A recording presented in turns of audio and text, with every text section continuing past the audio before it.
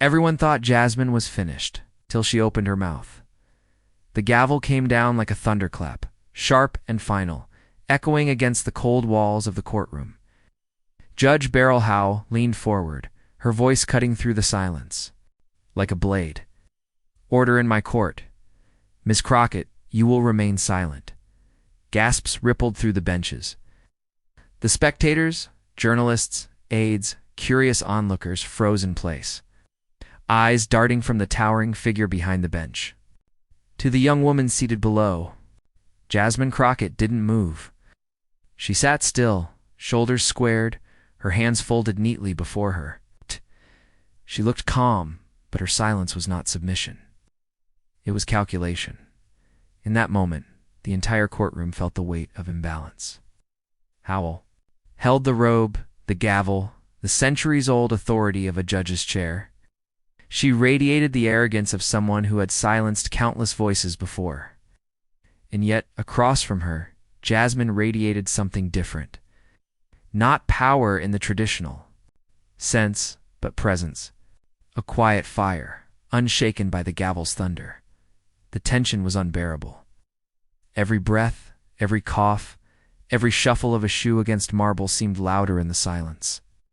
The judge's command was meant to crush the air out of the room, but it only made people lean closer. What would Jasmine do? Would she bow her head, retreat into silence like so many before her? Or would she do the unthinkable? For a moment, it looked like Howell had won. The judge adjusted her glasses, leaned back with a smug certainty, and waited for the compliance she expected.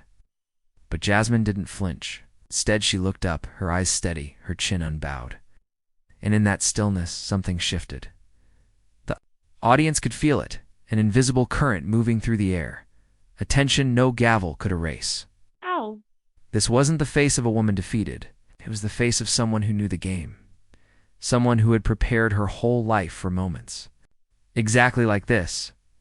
Judge Howell thought she had silenced Jasmine Crockett. But silence, in Jasmine's hands, was only the prelude. And when she finally spoke, it wasn't just the judge who would be forced to listen, because what came next would change everything. The clash unfolding inside. That courtroom was not just about a gavel and a reprimand. It was about power itself, who wields it, who bends beneath it, and who dares to challenge it. Judge Beryl Howell sat high above, cloaked in the black robe that symbolized centuries of untouchable authority. To the untrained eye, this was simply a routine scolding, a judge tightening her grip on order. But to those who understood the deeper currents of America's history, it was something far more charged, because in this room history was echoing. America has always had a way of silencing certain voices: the immigrant, the woman, the dissenter, who refuses to bow. The gavel was more than wood striking wood. It was a symbol of that long, bitter tradition. And sitting across from it was Jasmine Crockett, a young black woman, underestimated, belittled, but not broken. She wasn't just another name in a docket.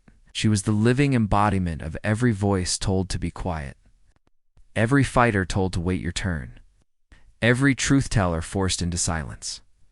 Judge Howell represented the system in its purest form, orderly, rigid, unyielding, and arrogant in its assumption that the robe was always right. She had built her reputation on commanding respect through fear and finality. To her, this was just another day of enforcing obedience. But what she didn't understand, what she couldn't see from her lofty perch, was that the very person she sought to diminish was more than ready for this battle. Jasmine had been underestimated before. Too young, they said, too inexperienced. Too bold for her own good. They saw the sharp edges of her identity: black, female, outspoken, and assumed fragility. But those edges were not fragility. Ow. They were armor. Every sneer, every attempt to cut her down, every moment of being told she didn't belong had forged her into something stronger. She wasn't stepping into this courtroom as a guest, hoping for approval. She was stepping in as an equal even. If the system didn't yet know it, and make no mistake, the stakes were immense. This wasn't about one exchange of words. It was about whether intellect could pierce arrogance, whether truth could stand tall against hierarchy. Whether America was ready to see the balance of power tilt, even for a moment, in favor of the underestimated, the room seemed to hold its breath. Some spectators pitied Jasmine, convinced she would shrink under Howell's authority. Others sat upright, whispering to themselves, sensing they were witnessing something bigger than procedure. It was a cultural collision, a test of wills that spoke to every dinner table debate about justice, every protest sign carried through city streets, every whispered prayer from someone who had been told their voice did not matter. And here was the irony. Howell believed she was demonstrating her dominance. But the more she tried to diminish Jasmine, the more she revealed her own fear. Because arrogance always fears intelligence. Authority always fears defiance, wrapped in calm dignity.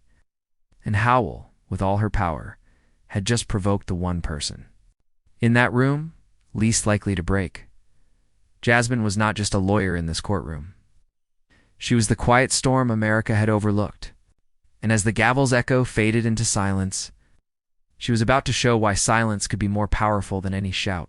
But what Howell didn't know was that Jasmine had spent her life preparing for this exact moment. To understand why the gavel struck with such finality, you have to understand the woman who held it.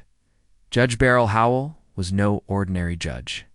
For years, she had carved out a reputation in Washington as a figure of unflinching authority, a jurist whose very presence was enough to quiet a room. Colleagues described her as sharp, disciplined, meticulous. Critics, however, used different words: rigid, controlling, arrogant. She thrived on the image of a woman who could not be shaken, whose word was law, and whose courtroom was her empire. Howell's rise had been steady, marked by a career of loyalty to institutions and a near-religious devotion to order. She came to embody the persona of the gatekeeper, someone who believed that rules were sacred and that her job was to enforce them no matter the cost. In her mind, the robe did not just symbolize neutrality, it conferred superiority. Wore it like armor, and with it came the confidence of someone who knew she could silence any voice with a single command. And silence was her favorite tool. Time and again, Howell had built her reputation on controlling hearings with an iron fist. If a lawyer spoke too long, she cut them off. If a witness strayed, she reined them in. Some admired her precision. Others whispered that she enjoyed the control too much, that she relished the power imbalance between the bench and those standing before it. That whisper grew into murmurs, and the murmurs into her reputation. Howell was a judge you didn't cross, not because she would out-argue you, but because she would simply end the argument. It was this reputation that fueled her confidence on the day Jasmine Crockett walked into her courtroom.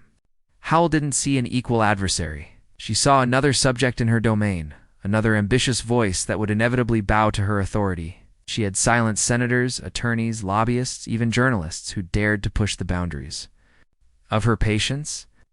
To her, Jasmine was just another name to add to the list. But beneath the facade of control, contradictions lurked. Howell's obsession with order often betrayed an insecurity, the constant need to prove that she could not be challenged. The louder she struck the gavel, the more it revealed how desperately she needed compliance. What she painted as confidence was, at times, closer to fear. Fear of losing grip, fear of being outshined, fear that intelligence unbowed might expose the limits of authority, and this insecurity expressed itself as arrogance. Howell believed that intellect was secondary to position, that truth mattered less than control. She convinced herself that her robe gave her not just the right to decide, but the right to dominate. That arrogance was intoxicating, but it was also blinding. It made her believe she could never be wrong, she could never be caught off guard, that no one could match her in her own house. But arrogance is a dangerous shield, dulls perception, blinds its wielder to threats, and convinces them that every battle has already been won before it begins. For Howell, that shield was about to fail her, because in her eagerness to flex her authority, she underestimated the one opponent who was least likely to be cowed. The very traits that had elevated Howell, her sternness, her harshness, her pride in her power, were the same traits that set her up for a downfall. Audiences watching the clash didn't see wisdom. They saw overreach. They didn't see discipline. They saw disdain.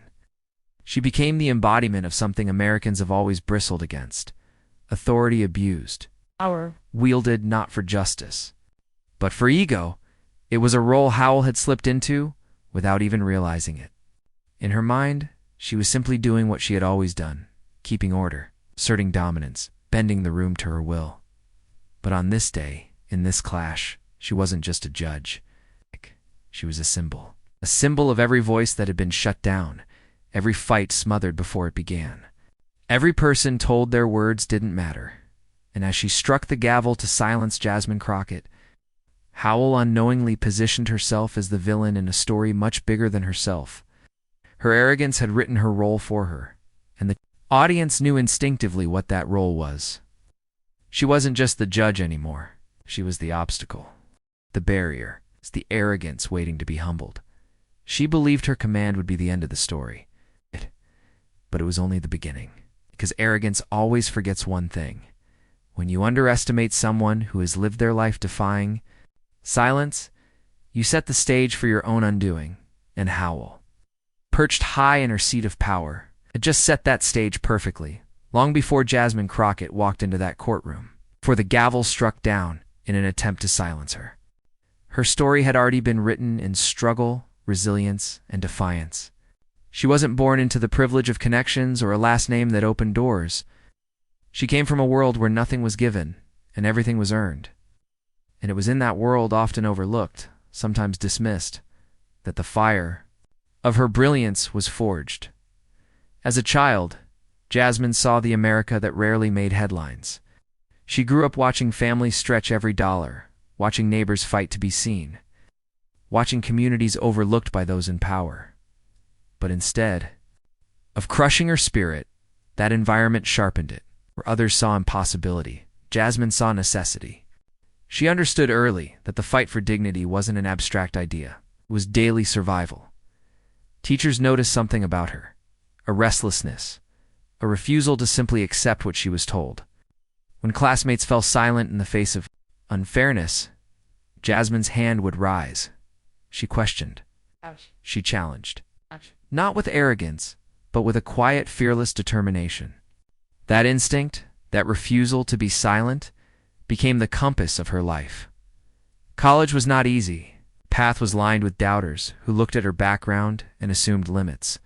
Too young, too ambitious, too black, too female. The stereotypes came dressed in polite smiles, in whispered conversations, in professors who underestimated her.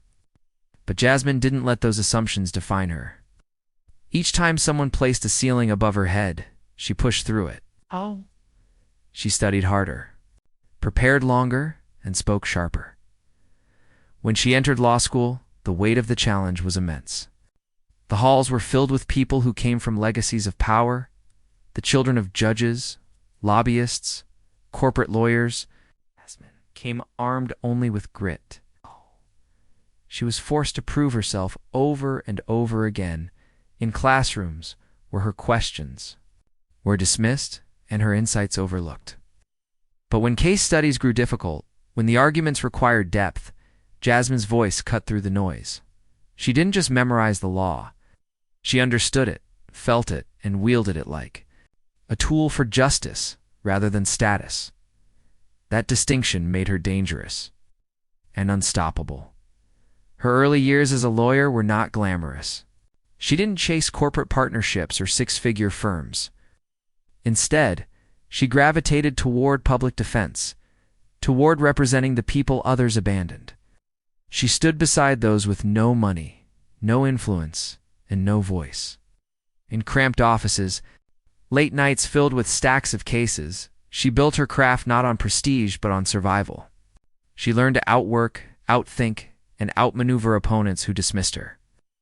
Every courtroom was another proving ground, every cross-examination another test of whether her words could hold against power. And time after time, they did. But it wasn't just the legal battles.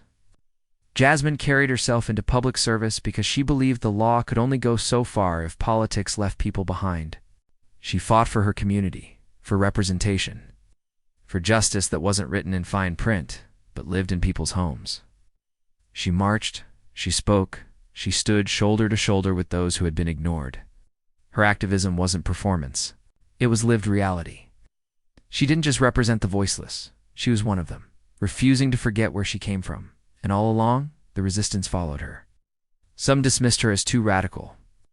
Others mocked her passion as naivety. Opponents tried to paint her as emotional, unfit, unrefined. They underestimated her again and again, confusing her authenticity for weakness. But Jasmine turned every insult into fuel, every doubt into determination. She never sought to impress the elite. She sought to empower the overlooked. That combination made her something rare, authentic, resilient, and deeply relatable. People believed in her because she lived the battles they faced. They saw themselves in her defiance, in her pride, in her refusal to be bent by arrogance. I wasn't pretending to be one of them. She was one of them. And that authenticity became her strength, her secret weapon against those who believed pedigree was more powerful than truth. So when Jasmine sat in that courtroom across from Judge Howell, she was not just a young woman facing authority. Was the culmination of years of battles against silence, dismissal, and prejudice. Her calmness wasn't compliance. It was mastery. Her stillness wasn't surrender. It was the confidence of someone who had faced greater storms and survived. Every insult Howell thought might shake her. Jasmine had already endured in harsher forms. Every attempt to box her in had already been made, and Jasmine had already broken free. What Howell saw as an ordinary act of silencing, Jasmine recognized as an all-too-familiar playbook, and she knew exactly how to dismantle it, because the truth was simple. Howell believed she was silencing a lawyer. But what sat before her was a fighter, a survivor, and a legal mind sharpened by fire.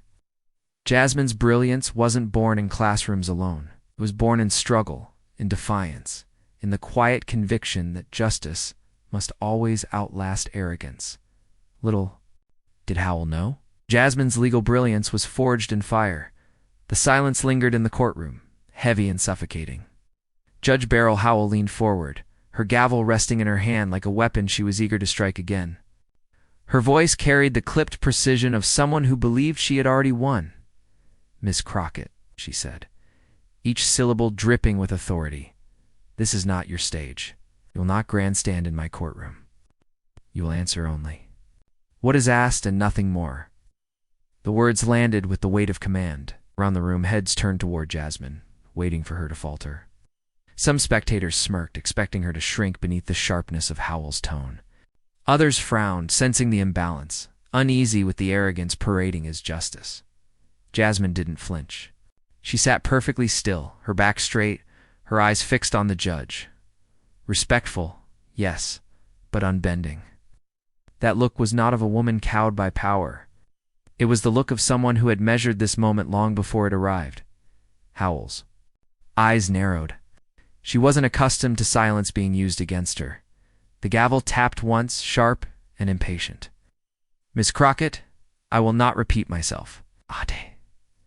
You are dangerously close to contempt." The word echoed contempt, a charge designed to humiliate, to remind everyone in the room that the judge's authority was absolute. Gasps rose from the benches. Too many, this was the breaking point. To defy Howell was to risk career, reputation, even freedom. Surely Jasmine would yield now. Surely she would lower her head, murmur an apology, retreat into submission. But Jasmine remained motionless, her calmness louder than any protest could have been. Her hands were folded neatly in front of her, her breathing steady, her expression composed. Yet her eyes told another story, a steel-edged defiance that refused to be erased. The tension thickened. Every second stretched longer, like a string pulled to its limit. A journalist in the gallery scribbled furiously, sensing history in the making. An aide shifted nervously, whispering under his breath. Even the guards at the back of the room glanced at one another, unsettled by the stillness that hung over. Everything Howell leaned back, the faintest smirk tugging at her lips. She believed she had cornered her opponent. To the judge, Jasmine's silence was weakness. To the audience, it was suspense. To Jasmine herself, it was strategy. Because silence, when wielded with intent, is not surrender, it is power. And Jasmine knew exactly how to use it. At last, Howell broke the quiet, her voice rising. Very well. If you refuse to respect this court, you will leave me no choice but to issue sanctions. I suggest you remember your place, Miss Crockett. The words hung like a dagger in the air. Remember your place. That was the line that turned the temperature of the room. For some, it was routine judicial language. But to others, too, those who knew America's long history of telling women, immigrants, and people of color to remember their place, it was a wound reopened, a trigger, a reminder that Howell's authority wasn't neutral. It was personal, and the crowd felt it. The quiet muttering swelled into murmurs of disapproval. A ripple of unease traveled through the benches. In that moment, Howell was no longer just a judge keeping order. She was arrogance personified, wielding power not as justice, but as intimidation. But Jasmine did not waver. She took in the room, the murmurs, the weight of expectation pressing down on her. And then she raised her chin slightly, her gaze, never leaving the judge, respectful, calm. Steel-eyed, the crowd leaned forward, every heartbeat sinking to hers. They had watched her endure the threats, the attempts to shame her, the thunder of the gavel. Now they sensed it, the shift, the moment before impact. Howell thought she had silenced her opponent. But Jasmine Crockett was no ordinary opponent. And then Jasmine spoke. The room was electric with anticipation. The air so charged it seemed even the fluorescent lights above buzzed louder. Judge Howell, perched high above the chamber, tapped her gavel impatiently, certain she had just boxed. Jasmine into silence. But then Jasmine leaned forward, slowly, deliberately.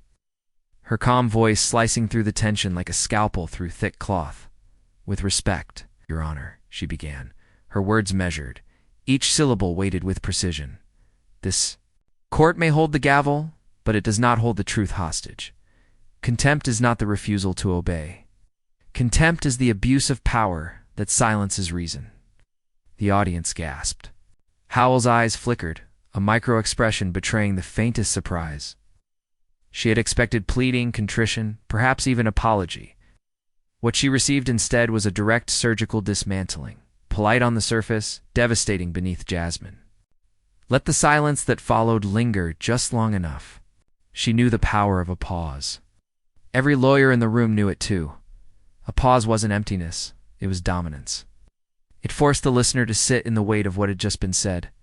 And Howell, for the first time, was forced to sit in it.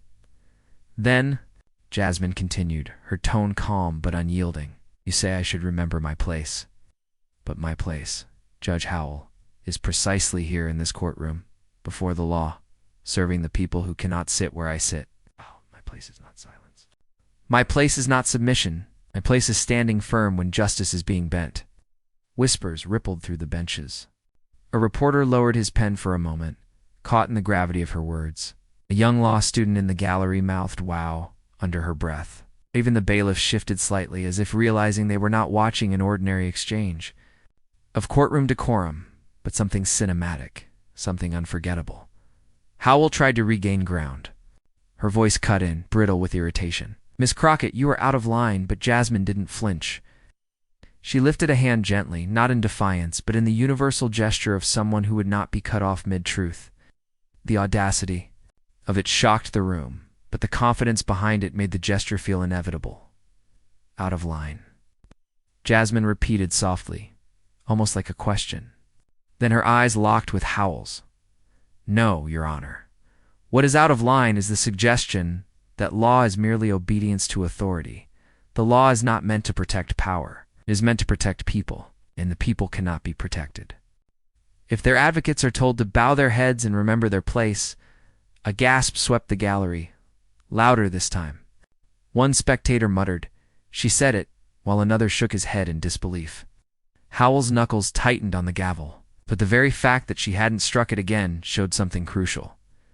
Jasmine had seized the floor, and everyone knew it. Jasmine's voice grew firmer, not louder, but stronger, each word deliberate and cutting. The Constitution does not create kings or queens in robes, it creates servants of justice. You may sit higher than me in this chamber, Your Honor, but you are not higher than the principles we are sworn to uphold. The crowd erupted in murmurs. Even seasoned attorneys, hardened by years of courtroom battles, exchanged wide-eyed glances. Howell opened her mouth to interrupt again, but found herself hesitating. Just long enough for Jasmine to press forward. "And let us remember," Jasmine said, now leaning slightly into her words, "that contempt is not measured by a gavel's strike. Contempt is when authority dismisses truth, when dignity is trampled under the guise of order, when arrogance forgets that power is nothing without principle." Every sentence landed like a hammer blow, but not chaotic, crafted, methodical. Howell's composure began to crack. Her lips pressed tighter. Her eyes darted briefly toward the reporters in the gallery, as though she realized every word was being recorded, transcribed, immortalized. This wasn't just an exchange. It was a public undoing. Jasmine's confidence grew with each passing phrase. Her cadence shifted, almost lyrical, each point building on the last in a rising crescendo. "I am here because the people demand representation. Because silence has too often been the weapon of the powerful. I will not be silent, Your Honor. Not because I defy you, but because I serve something greater than you. I serve the principle that justice does not bow." A collective shiver seemed to move through the room. The judge's gavel hovered uncertainly in her hand, but she didn't strike it. Howell knew. Striking it now would not restore control. It would only reveal how little of it she truly had. The gallery leaned forward as one body, caught in the performance of intellect, triumphing over arrogance. Howell, once the towering figure, now appeared smaller, reduced by the clarity of Jasmine's words.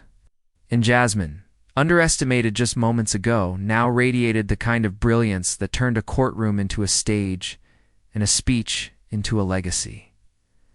For a final, devastating touch, Jasmine let her gaze sweep across the room, not just at the judge, but at everyone present. "If remembering my place means surrendering truth," she said, her voice unwavering, "then I will forget my place gladly. Because history does not remember those who stayed silent when they were told to. Remembers those who spoke when silence was demanded." The room fell into stunned silence. Howell's lips trembled ever so slightly, as if caught between rage and retreat. The spectators sat frozen, caught in the gravity of what they had just witnessed. And then, almost on cue, the murmurs began again. Low at first, then louder. Whispers of admiration, gasps of disbelief, scattered claps, quickly stifled by the bailiffs. Phones buzzed as messages were sent, tweets drafted, headlines already writing themselves. Jasmine sat back, her face composed, her breathing steady. She hadn't raised her voice once, yet the entire courtroom belonged to her now. Authority had been humbled not by shouting, but by precision, intelligence, and dignity. Judge Howell tried to recover, clearing her throat, but the damage was done. The gavel no longer commanded the same fear. The robe no longer carried the same weight. Because in that moment, the courtroom wasn't listening to the judge anymore. They were listening to Jasmine Crockett. And what happened next sent shockwaves beyond the courtroom walls. The gavel never regained its authority. By the time the courtroom adjourned, the tremors of what had just unfolded were already spreading beyond those four walls. A moment that began as a clash between two women, one cloaked in institutional power. The other, armed only with her intellect, was about to ripple through America's cultural bloodstream. It started with the phones, the reporters, the law, students, even a few spectators who couldn't resist sneaking quick recordings despite strict courtroom rules. They all had fragments of Jasmine Crockett's words captured. A single sentence repeated across shaky video clips. "The Constitution does not create kings or queens in robes. It creates servants of justice." Within an hour, that line alone became a thunderclap on social media. By late afternoon, hashtags lit up like fireworks. Hashtag Crockett mic drop. Hashtag justice, not arrogance. Hashtag she spoke, we heard. On Twitter, the phrase servants of justice began trending in all caps. TikTok filled with remixes of her calm/steel-eyed delivery set to triumphant music. Instagram reels overlaid her words with slow-motion footage of raised fists and courtroom sketches. For millions watching through their screens, Jasmine wasn't just a congresswoman anymore. She was a symbol of defiance without disrespect, of brilliance that couldn't be contained, of the quiet power of truth spoken in the face of arrogance. Commentators wasted no time. On cable news, panels dissected every word. One anchor called her performance a modern Clarence Darrow moment, but sharper, and from someone America didn't see coming. Another framed it as the embodiment of America's unresolved tensions between authority and accountability, race and power, gender and expectation. Even those who had never heard Jasmine Crockett's name before that day were suddenly invested. College students shared clips with captions like, "This is why I'm studying law." Mothers wrote on Facebook about how they wanted their daughters to see Jasmine's courage. Civil rights activists compared her stance to giants of the past, while younger voices claimed her as the next icon of their generation. Meanwhile, Judge Beryl Howell's name began trending for all the wrong reasons. Memes spread like wildfire, Howell depicted as a towering figure shrinking into her chair, while Jasmine's words towered above her. One viral tweet read, "She had the gavel. Jasmine had the truth. Guess which one people heard?" Another, "Authority without humility is weakness in disguise." Howell, once known for her iron-fisted control of the courtroom, was suddenly framed as the face of arrogance undone. Editorials called her the symbol of old power, rattled by the rising tide of new voices. Her defenders tried to argue that judges had to maintain order. But the viral clips told a different story. Howell appeared rattled, silenced, diminished. The cultural moment wasn't just about Jasmine's words, it was about the audience. Finally seeing someone speak what so many had long felt, that respect does not mean submission, and authority does not mean invincibility. Late that night, hashtags evolved into full-blown movements. Artists designed digital posters with Jasmine's silhouette overlaid with her most powerful lines. Musicians sampled her courtroom cadence into beats. Protest groups adopted her phrases on banners, declaring that justice does not bow. And yet, beyond the noise and the memes, there was a deeper resonance. Communities that had often felt unseen, particularly women of color, claimed the moment as their own. On podcasts and live streams, voices trembled with emotion as they described what it felt like to finally witness someone who looked like them, who carried their struggles, stand in the center of power, and refuse to shrink. Do you understand? One woman posted on Instagram, her voice breaking, what it means to see someone not back down. To see someone remind the world that truth belongs to us too. Coffee shops and classrooms, in churches and barbershops, the story was retold like folklore in real time. Jasmine Crockett was no longer just Jasmine Crockett. She was a symbol stitched into America's cultural fabric. Her mic drop counterattack replayed and reinterpreted like a scene from a movie everyone had to see for themselves. And Howell, she became the cautionary tale, the meme, the lesson in how arrogance collapses when met with authenticity. For all her years on the bench, all her reputation is unshakable. Howell was now remembered not for the cases she presided over, but for the moment she was publicly humbled by a woman she underestimated. Emotional payoff was undeniable. For those watching, it wasn't just entertainment, it was participation in something larger. To share the clip, to post the hashtag, to discuss the moment over dinner, it was to be part of a cultural shift, a line in the sand. The courtroom had emptied hours earlier, but the real verdict was being rendered outside, in the collective voice of a public that had found its new hero. Jasmine Crockett hadn't just defended herself against Judge Howell. She had defended the very idea that truth could and must stand taller than authority. And as America buzzed with the aftershocks, one thought lingered everywhere from living rooms to newsrooms. If Jasmine could do this in one courtroom, what could she do next? In the end, the clash between Judge Beryl Howell and Jasmine Crockett was never just about a courtroom exchange. It was never just about a gavel striking against the wood, the rigid authority of a robe pitted against the clear-eyed Defiance of a woman who refused to bow.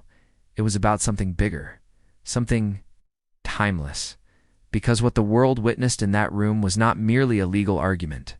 It was a universal truth playing out before our eyes. Dignity will always stand taller than arrogance. Intelligence will always outlast intimidation. And no matter how polished the symbols of authority may appear, they crumble when confronted by courage born from authenticity.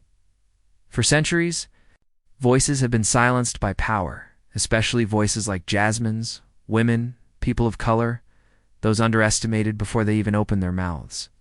The system has often been stacked against them, whispering that their place is not at the center of the stage, but at its margins. And yet, time and again, history has shown that the underestimated rise, that the ignored eventually cannot be ignored, and that truth has a way of breaking through barriers built to contain it. That day in the courtroom, Jasmine Crockett didn't just defend herself. She represented all those who have ever been cut off mid-sentence. All those who have been told to sit down, to stay quiet, to know their place. Her brilliance was not only personal, it was collective. Every word she spoke carried the weight of generations who had fought to be heard. Every pause, every steel-eyed glance was a reminder that silence is not the same as weakness. And humility does not mean submission. And Judge Howell, she became more than a single judge on a single day. She became the symbol of what happens when arrogance underestimates dignity, when raw authority believes it can overpower truth. Her fall, subtle yet seismic, was not hers alone. It was the collapse of an idea that power, by itself, is unshakable. The moral lesson resounded far beyond legal walls. True strength is not found in titles, gavels, or robes. True strength is found in the ability to speak with clarity, to stand unbowed, and to defend justice even when the odds appear insurmountable. And here lies the heart of the story. This wasn't just about Jasmine, it was about all of us. Because each of us at some point will face our own Judge Howell, the boss who dismisses us, the institution that doubts us, the room that underestimates us before we even step inside. Each of us will encounter arrogance dressed as authority, and in those moments, we are faced with the same choice Jasmine made: shrink into silence, or stand in our dignity. Her story reminds us of the power of preparation, of resilience, of believing in one's worth even when others do not. It shows us that intelligence sharpened by struggle becomes unbreakable, that respect doesn't mean surrender, and that sometimes the most powerful weapon in the room is not the gavel, but the truth spoken with conviction. When people look back on this moment, they won't just remember the clash of two figures. They will remember the moral arc bending once again, however briefly, however imperfectly, toward justice. They will remember that in a world still learning to balance authority with accountability, it was a voice once underestimated that reminded us what justice truly sounds like. The crowd gasped when Jasmine spoke. The internet erupted when her words went viral. But the lasting legacy is quieter, deeper, a seed planted in the minds of millions that dignity can defeat arrogance, and that intelligence wielded with courage will always be stronger than oppression. The gavel fell. The courtroom emptied, but the lesson remained, and it will remain every time someone, somewhere remembers that moment and whispers to themselves, if she could stand, so can I. Judge Howell tried to silence her, tried to punish her, tried to remind the room who held the gavel, who carried the robe, commanded the authority, but when the dust settled, it wasn't power that triumphed. It was brilliance. It was dignity. It was Jasmine Crockett standing tall, proving that truth spoken with courage can shatter even the thickest walls of arrogance. And here's the part that matters most. This story isn't just about Jasmine, it's about you. Because every time you share her victory, every time you amplify her voice, you're pushing back against a culture that too often rewards intimidation over integrity. You're saying, we see you, we hear you, and we will not be silenced either. This movement is bigger than a single courtroom clash. It's about building a world where underestimated voices don't just survive, they lead, where intelligence, is celebrated, not suppressed. Where every young person watching knows that their story, their struggle, their brilliance can rise above any attempt to diminish them. So if this moment moved you, don't let it fade. Be part of the story. Subscribe to stay connected. Share this with someone who needs the reminder that courage can still win. Join the community that refuses to bow to arrogance and instead uplifts the power of truth, because history is not written by the ones who try to silence us. History is written by those who rise, who speak, and who refuse to let their light be dimmed. You are part of this story, and together, we're just getting started.